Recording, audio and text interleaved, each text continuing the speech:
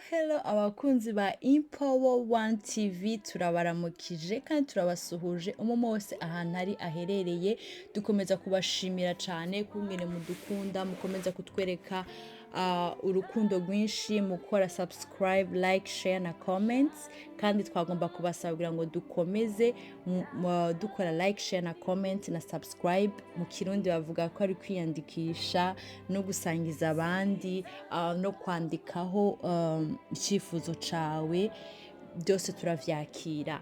Rero uno munsi twagiriwe ibakwe ryo gutemberera mu rushengero mpuzamatorero riri muri Washington Seattle. Uno munsi wakaba hari umunsi udasanzwe bakiriye abakozi b'Imana bavuye mu yandi ma state. Rero twagomba kugira ngo muze kubikurikirana cyane, tuzogira amapati menshi, tuzogira ibice byinshi, tuzobikurikirane kuva ku ntango kugera ku mpera kandi ndizera ko twese tuzohezagirwa kuko byari ibintu bidasanzwe, habereye ibirori bidasanzwe n'ukuri Imana kandi bahezagire. Rero abo bakozi b'Imana twashoboye kubana nabo ni bande? Ni umukozi w'Imana yitwa Prophet Mico Tambatamba, benshi muramuzi kandi murakunze kumukurikirana kandi benshi baramukunda cyane. Bashoboye gusengera abantu batandukanye, bashoboye guhimbaza Imana, batamviye igisirimba. Ni ukuri ndashaka ngo tubikurikirane, ni ibintu byiza cyane kandi byari biryoshe. Hanyuma hariho n'undi mukozi w'Imana yitwa Evangelist King Ndizeye, benshi muramuzi, yatanze ubuhamya bwinshi cyane. Ni ukuri nashaka kugira ngo dukomeze kubakurikirana bose kuva ku ntango gushika kuva video itangire gushika irangire. Murakoze rero, Imana ibaha umugisha. Hallelujah. Tubiyegereze muri uyu mwanya tugiye gukorana Imana, aho buri wese yicaye wumva haguruka ahaguruke dufatikanye wicaye, nabyo ni byiza kugira ngo tube ku mwanya umwe gusa wo kuramya Imana. Imana ibaha umugisha.